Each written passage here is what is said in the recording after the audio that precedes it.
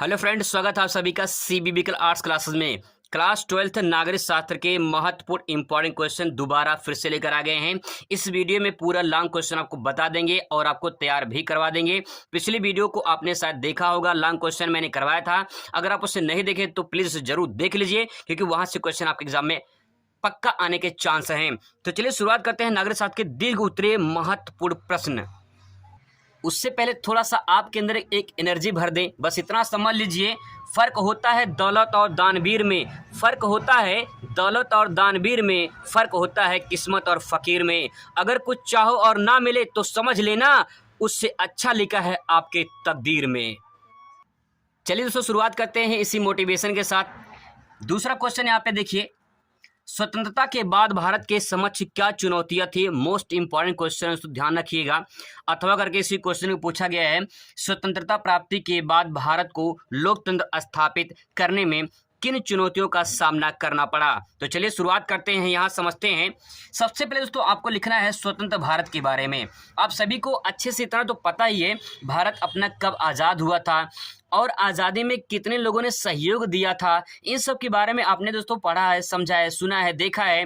कहीं न कहीं 15 अगस्त 26 जनवरी आप हर साल मनाते हैं अपने विद्यालय में, हम सब मनाते हैं। तो आप सभी को दोस्तों अच्छे से पता है कि स्वतंत्र भारत में क्या क्या पॉइंट इसमें ले सकते हैं, भारत कैसे आज़ाद हुआ और किन किन लोगों ने सहयोग दिया था। आप दोस्तों इसमें कम से कम 4-5 लाइन जरूर लिखेंगे, इतना तो आपको पता ही है।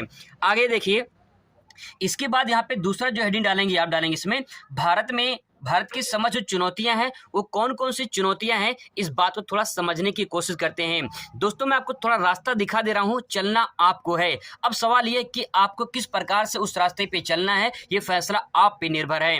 क्योंकि दोस्तों मैं आपको रास्ता बता रहा हूं कि किस प्रकार से चलना है। अगर आप उस रास्ते पे थक जाओगे या मन नहीं करेगा चलने के लिए तो आप उस मंजिल तक नहीं पहुंच पाओगे। इसीलिए अगर आपको दुनिया को दिखाना है कि आप कुछ कर सकते हैं तो आप तैयारी शुरू कर दीजिए और कुछ समझने की कोशिश करिए कि जो मैं आपको बता रहा हूं वो पॉइंट क्या कहना चाह रहा है। चलिए देखिए, इसमें देखिए दोस्तों, राष्ट्रीय एकता की चुनौतियां। राष्ट्रीय एकता की चुनौतियां में क्या ले सकते हैं। भारत की समक्ष चुनौतियां थी, पहले यही चुनौती थी कि भारत अब आजाद हो चुका है तो भैया राष्ट्रीय एकता कैसे चलेगी। राष्ट्रीय एकता, क्योंकि देश इतना बड़ा है और इतने उसमें सारे लोग रहते हैं, इतने धर्म के लोग रहते हैं, इतने जाति के लोग रहते हैं, तो इतने भाषाएं के लोग रहते हैं, किस प्रकार से उनको हम एकता में लाएं, एकता कैसे बनाएं। बहुत बड़ी चुनौती थी दोस्तों, बहुत बड़ी चुनौती थी। एक छोटे से परिवार को संभालना बहुत मुश्किल हो जाता है, पूरे देश को संभालना बहुत बड़ी चुनौती थी। देखिए क्या लिख सकते हैं इसमें, भारत की आजादी के बाद सबसे बड़ी चुनौती थी देश को एक सूत्र में बांधने की। सबसे बड़ा तो यही सबसे बड़ी समस्या थी कि भैया आजाद तो हो चुका है देश, लेकिन अब इसको चुनौती ये थी कि देश को एक सूत्र में बांधा। एक सूत्र में बांधने का तात्पर्य ये है कि पूरे देश को, जो इतना बड़ा देश है उसको कहीं ना कहीं हमें एकता करनी है, राष्ट्रीय एकता बनाए रखनी है, ताकि कहीं कहीं फिर उपद्रव ना हो जाए, कोई विखंडन ना हो जाए, कोई अलग ना हो जाए। जैसे 4 भाई हैं, अब होता क्या है, 4 भाई हैं और चारों भाई में अगर अलग अलग हो जाएं, चारों भाई अगर अलग अलग हो जाएं तो कहीं न कहीं विखंडन तो हो गया ना। लेकिन अगर यही चारों भाई एक साथ रहते हों, अगर एक साथ रहते हों तो कहीं न कहीं वो राष्ट्रीय एकता बनी रहती है। ठीक उसी प्रकार से यहाँ बातें कही जा रही हैं दोस्तों। आगे देखिए, क्योंकि भारतीय समाज में अनेक विभिन्नताएं पाई जाती हैं और आप सभी को अच्छे से पता है अलग अलग संस्कृति के लोग होते हैं, जैसे कि हिंदू, मुस्लिम, सिख, ईसाई, इनकी अलग अलग संस्कृति होती है, अलग अलग के त्यौहार होते हैं। तो उन त्योहारों को जो मनाते हैं कहीं कहीं उपद्रव ना हो, बहुत सारी समस्याएं थी। बोली अलग अलग होती है, ठीक है। आप कहीं पश्चिम में चलिए वहाँ पे कुछ अलग बोली होगी, कहीं कहीं आप दक्षिण में चलिए वहाँ पे अलग बोली होगी, पूर्व में चलिए वहाँ पे अलग बोली होगी। यानी बोली आपको अलग अलग जगह मिल जाती है। अगला पॉइंट, धर्म को एक सूत्र में बांधने। धर्म, हिंदू, मुस्लिम, सिख, ईसाई आपस में सब भाई भाई, कहीं कहीं धर्म भी रहते हैं, तो धर्म को एक साथ बांधना, इन सबको एक साथ बांधना सबसे बड़ी चुनौती थी दोस्तों। आई होप आप बात समझ में आ गया होगा और राष्ट्रीय एकदम में पूरा छाप देंगे आप।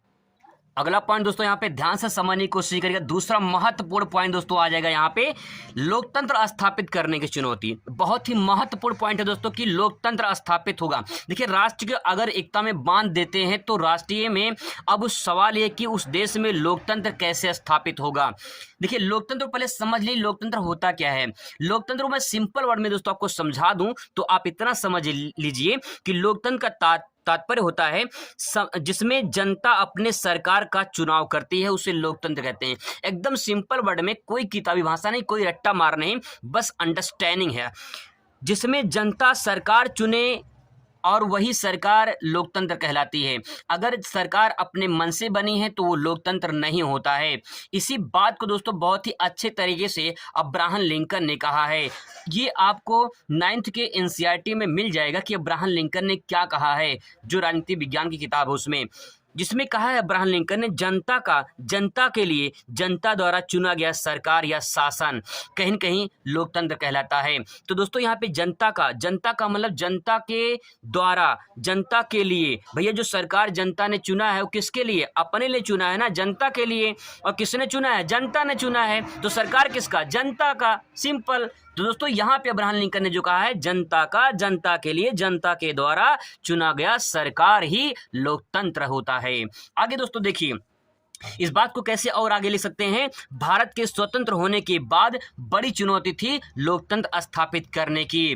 प्रत्येक नागरिक को मतदान का अधिकार प्रदान तो कर दिया गया था, लेकिन सवाल यह है कि क्या पूरी तरह से लोकतंत्र स्थापित हो पाएगा? इसी बात को लेकर यहाँ पे दोस्तों सबसे बड़ी चुनौती है। अब यहाँ पे दोस्तों मैं आपको इतना बता दिया, आपको रास्ता मैंने दिखा दिया, तो 2-4 पॉइंट भैया अपने तरीके से तो ऐड कर सकते हैं इसमें कि सब कुछ बताया जाए। नहीं दोस्तों, आपको कुछ और ऐड करना पड़ेगा, थोड़ा सा दिमाग लगाना पड़ेगा भैया यहाँ पे। आगे देखिए दोस्तों, बहुत ही महत्वपूर्ण तीसरा पॉइंट ले सकते हैं इसमें, विकास की चुनौती। भैया देखिए, राष्ट्रीय एकता में बांध दिए, लोकतंत्र भी स्थापित हो गया, तो अब विकास कैसे होगा, डेवलपमेंट कैसे होगा, इसकी सबसे बड़ी चुनौती है। नहीं चुनौती नहीं, चुनौती है, ठीक है। अब देश में मौजूद संसाधन सभी को समान रूप से प्राप्त हो, तो जिससे प्रत्येक नागरिक अपना विकास कर सके। देखिए, देश में जो मौजूद संसाधन है, ठीक है, जो भी रिसोर्स हैं, जैसे मान लो कोई परिवार है, इस परिवार में, ठीक है, इस परिवार में खाना आया और उस खाना सबको बराबर रूप से मिल रहा है, किसी को कम किसी को ज़्यादा नहीं, सबको बराबर रूप से बांट दिया गया है। तो जो खाना मिला है सबको बराबर रूप से बांट दिया है तो सबका पेट भर जाएगा। लेकिन अगर सवाल ये है किसी को ज़्यादा दे दिया जाए, किसी को कम दे दिया जाए, तो हो सकता है कि कहीं कहीं ये समानता नहीं है। जो आप समानता देख रहे हैं वो समानता तो यहाँ पे होना चाहिए कि विकास अगर होगा तो विकास तभी होगा जब समान रूप से संसाधन सबको मिलता रहेगा। अगर कोई टीचर आपको पढ़ा रहा है, ठीक है, आपके कॉलेज में, आपके स्कूल में, आपके क्लास में कोई टीचर आपको पढ़ा रहा है, आपको नहीं पूरे क्लास को पढ़ा रहा है, तो वो समानता है। अगर किसी एक बच्चे को या किसी एक बच्ची को पढ़ा रहा है तो असमानता है वो, इसीलिए वहाँ पे विकास नहीं हो सकता है। तो दोस्तों, विकास करने के लिए हमें जितने संसाधन हमारे देश में मौजूद हैं उन सभी को आपस में मिलना चाहिए, और अगर आपस में नहीं मिल रहा है तो विकास नहीं कर सकते हैं, कभी विकास नहीं हो पाएगा। दोस्तों, इस बात को संविधान में देखिए, संविधान में इस बात को स्पष्ट कर दिया गया है कि सबके साथ समानता का व्यवहार किया जाएगा। मित्रों, आई होप दोस्तों आपको समझ में आ रहा होगा। चौथा पॉइंट यहाँ पे ले सकते हैं, बहुत बड़ी समस्या भैया, गरीबी देखिए बहुत बड़ी समस्या है। इसकी चुनौती जो है ये सबसे बड़ी समस्या है। देश में गरीबी बड़ी चुनौती थी और है भी, अभी खत्म नहीं हुई है, अभी है। रुकिए जरा, जो व्यक्ति अपने जीवन यापन के लिए मूलभूत आवश्यकताओं की पूर्ति ना कर पाए वह गरीबी की श्रेणी में आता है। तो एक इंसान को क्या चाहिए? रोटी, कपड़ा, मकान चाहिए। अगर वो ना मिले तो गरीब है भैया वो। देश में ऐसे लोगों की संख्या सर्वाधिक मात्रा में है जिनको गरीबी से मुक्ति दिलाना था और है भी, क्योंकि गरीबी की चुनौती बहुत बड़ी चुनौती है और इस चुनौती को स्वीकार किया जाना चाहिए कि गरीबी है और इसको दूर करना चाहिए। तो चुनौती है भैया। दोस्तों, इसमें क्वेश्चन नंबर 5, यहाँ पे पॉइंट नंबर 5 ले सकते हैं, रोजगार की चुनौती। देखिए, रोजगार की चुनौती तो है।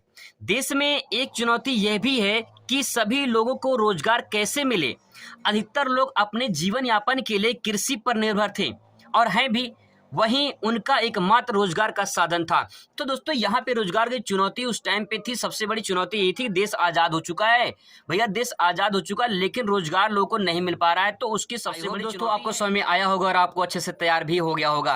अगला क्वेश्चन देख लीजिए यहाँ पे, भारत की विदेशी नीति के प्रमुख उद्देश्य लिखिए। इसी क्वेश्चन को अथवा करके पूछ सकता है इस तरह से, भारतीय विदेशी नीति के आधारभूत सिद्धांतों का वर्णन कीजिए। अथवा करके पूछ सकता है, भारत की विदेशी नीति की प्रमुख विशेषताओं का उल्लेख कीजिए। तो यहाँ पे दोस्तों चलिए शुरुआत करते हैं। सबसे पहले समझते हैं विदेशी नीति क्या है।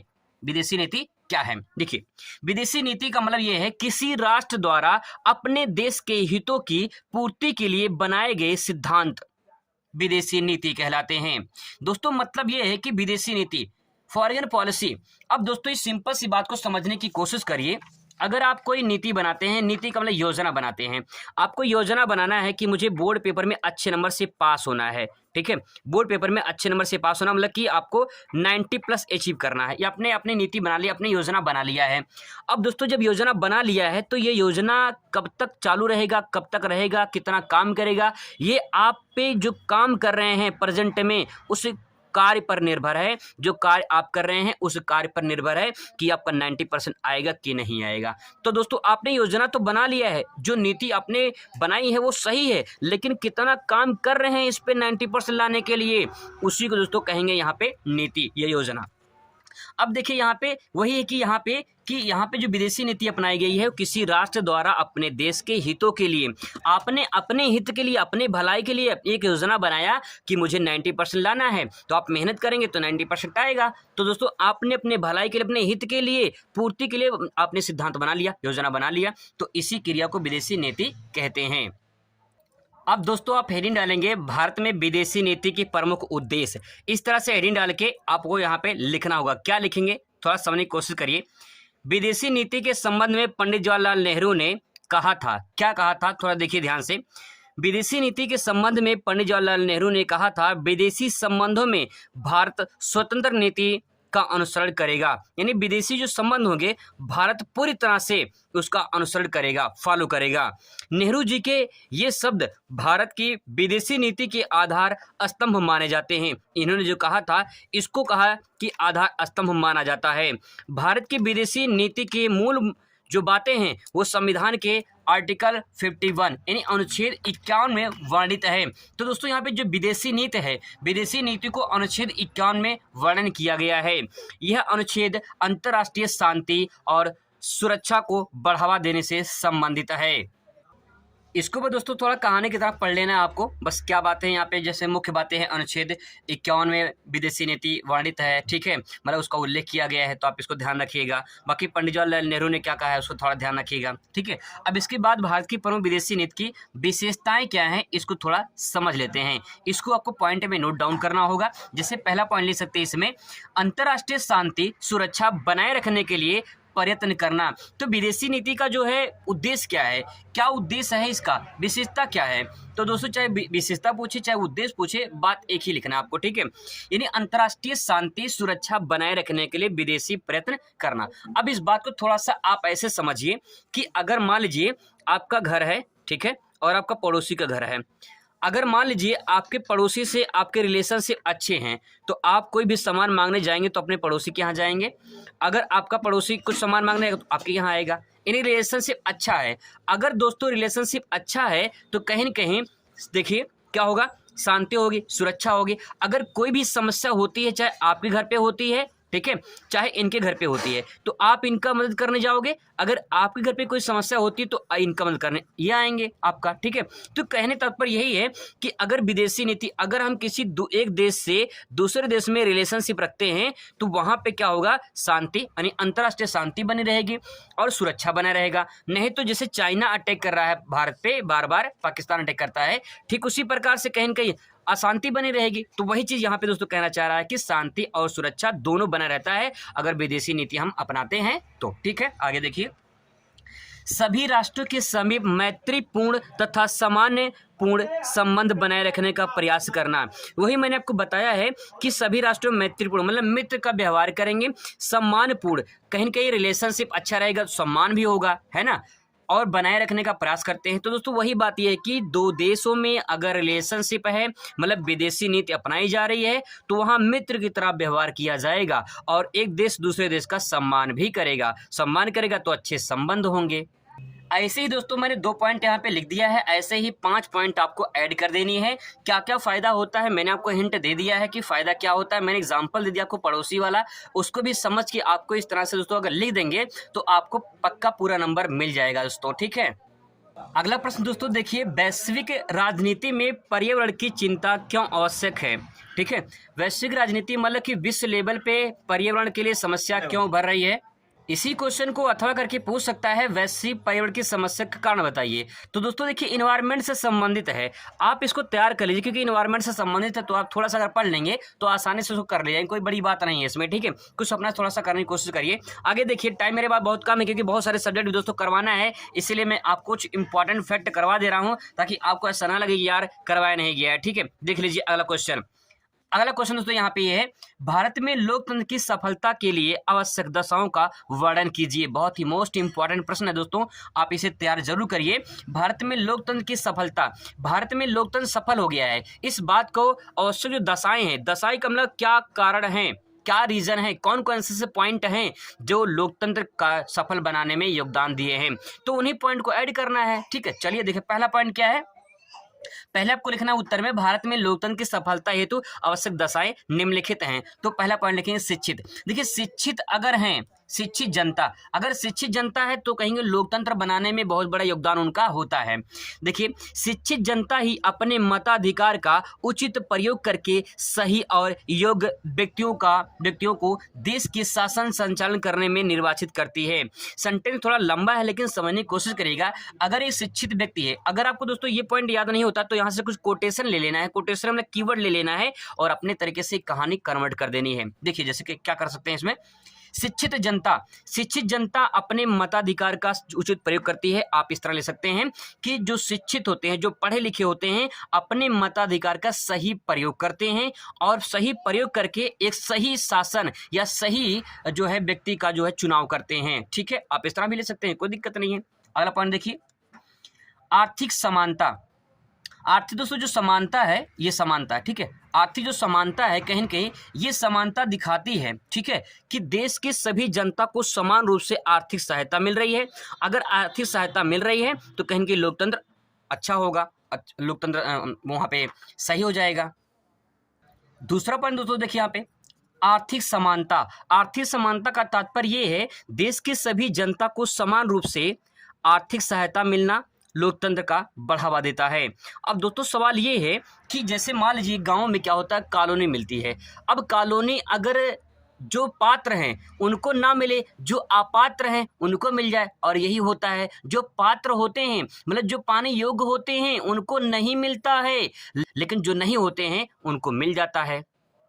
तो दोस्तों ये तो समस्या हो जाएगी, लेकिन जो पात्र हैं अगर उनको सहायता मिल रहा है, आर्थिक सहायता मिल रही है, तो कहीं न कहीं लोकतंत्र को बढ़ावा जरूर मिलता है। अब दोस्तों मैं कुछ पॉइंट आपको बता दे रहा हूं, यहां से थोड़ा सा आपको तैयार कर लेनी है। तीसरा पॉइंट ले सकते हैं, जनता का विश्वास। देखिए, कोई भी राजनेता अगर जो है चुनाव लड़ता है तो कहीं न कहीं जनता का विश्वास जीतना बहुत बड़ी चीज होती है। अगर जनता का विश्वास जीत रहा है तो कहीं कि वो लोकतंत्र का बढ़ावा दे रहा है और उससे कहीं लोकतंत्र स्थापित हो सकता है। आगे पॉइंट ले सकते हैं, योग्य नेता का चुनाव। जनता अगर पढ़ी लिखी है और कहीं समझदार है तो योग्य नेता का चुनाव करेगी, और योग्य नेता जब बनेगा तो कहीं के विकास जरूर होगा। अगला पॉइंट ले सकते हैं यहाँ पे, शांति एवं व्यवस्था। देखिए, शांति एवं व्यवस्था, अगर अच्छा सरकार बनता है तो कहीं शांति बनी रहती है और अच्छी खासी व्यवस्था भी बनी रहती है और मिलती भी रहती है अच्छी खासी व्यवस्था। लेकिन अगर सरकार सही ना हो तो कहीं न कहीं शांति या फिर व्यवस्था अच्छी नहीं रहेगी, है ना, या अलोकतंत्र है वहाँ पे तो कहीं वो भी शांति नहीं रहेगा वहाँ पे। अगला पॉइंट यहाँ पे ले सकते हैं, राजनीतिक जागरूकता। राजनीतिक जागरूकता लोगों में होनी चाहिए, जिससे कहीं की राजनीति क्या है इस बात को उनको समझ में आ सके और वो अच्छे तरीके से सही जो है एक चुनाव कर सके, सही नेता का चुनाव कर सके। रोजगार के अवसर लोकतंत्र में अगर हैं, अगर लोकतंत्र स्थापित हो तो कहीं न कहीं सबको रोजगार मिलने का अवसर प्रदान होता है।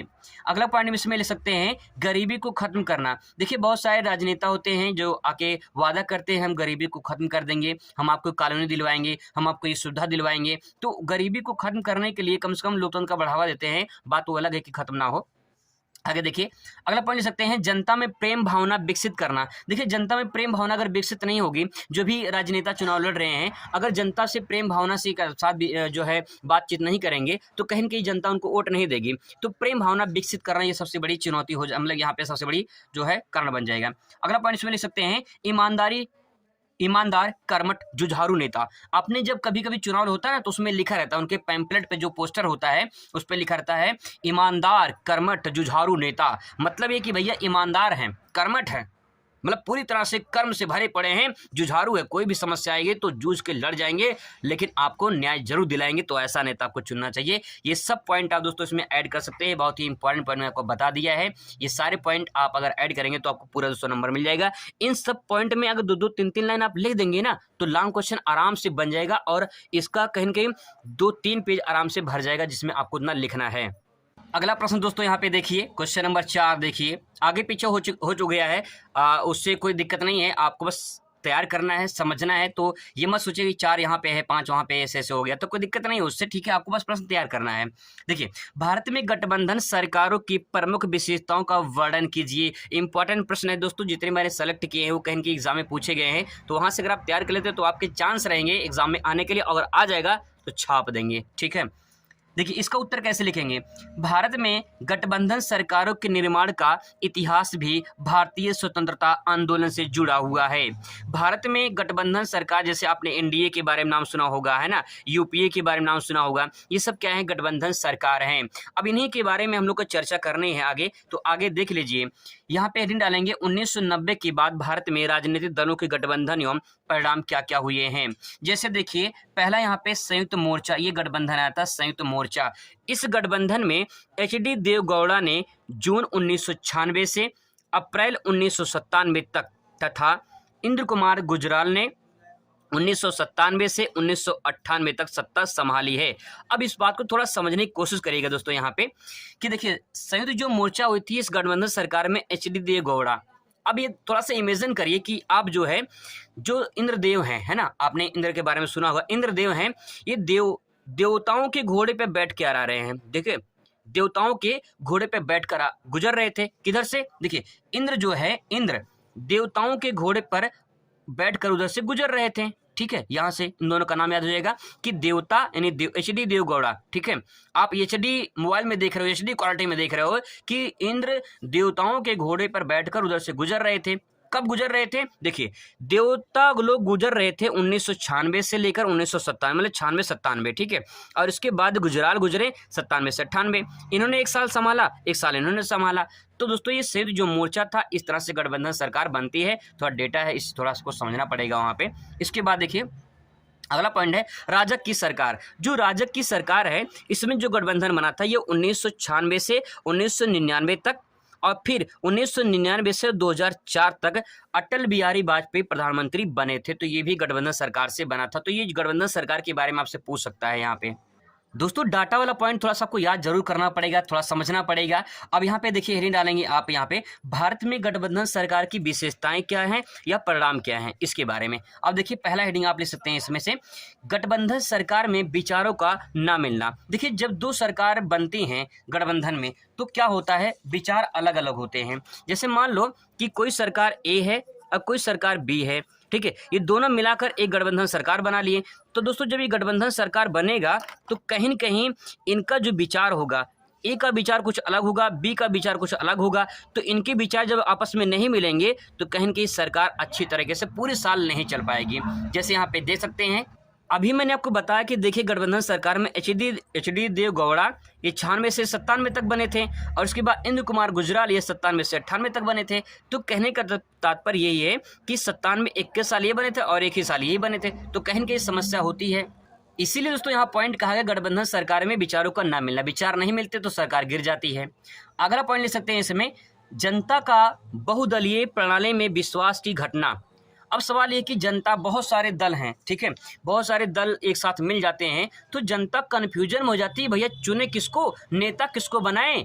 अगर वो कहीं कहीं चुन लेती है तो समस्या ये खड़ी हो जाती है कि जिसको हम नहीं चाह रहे हैं वो दल का नेता बन गया। तो सवाल ये होता है कि जो विश्वास होती है उसकी घटना घटित हो जाती है, मतलब जनता बहुदलीय नेता की प्रणाली में विश्वास नहीं रखती है। ऐसा पॉइंट इसमें आप लिख सकते हैं। अगला पॉइंट दे सकते हैं, गठबंधन सरकार की राजनीति से जनता पर प्रभाव। यानी जो गठबंधन सरकार होती है उसकी राजनीति जो होती है जनता पर क्या प्रभाव पड़ता है। कहीं कि इसका जो परिणाम होता है जनता पर, वो कभी जैसे मान लो जनता ने सरकार बनाया, वो सरकार गिर गई, तो कहीं उसका असर किस पे पड़ेगा, जनता पर पड़ेगा, ठीक है। तो ये पॉइंट इसमें ले सकते हैं। आगे देखिए, विभाजन की समस्या।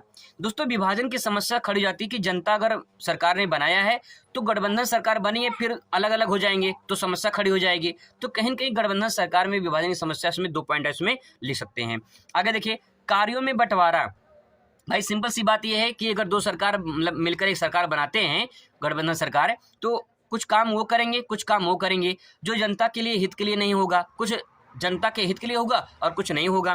तो कहीं कि प्रभावित कौन होगा? जनता होगी, तो समस्याएं खड़ी हो जाएंगी। तो दोस्तों ये पॉइंट जो है इसमें आप ऐड कर सकते हैं। तो दोस्तों मैंने ये महत्वपूर्ण प्रश्न आपको करा दिया है। आई होप आपको समझ में आया होगा और आप अच्छे से तैयार कर पाए होंगे। अब मैंने आपको लॉन्ग क्वेश्चन करा दिया है, जितने सारे इंपॉर्टेंट क्वेश्चन थे मैंने सब करा दिया है। आप लोग बस इसको रिवाइज कर लीजिए। अगर आप इतना तैयार कर लेते हैं तो आपके एग्जाम में पक्का 28 तारीख को यहीं से एग्जाम में आने वाले हैं। आई होप आपको वीडियो अच्छा लगेगा। वीडियो पूरा देखने के लिए बहुत बहुत धन्यवाद। Thanks for watching.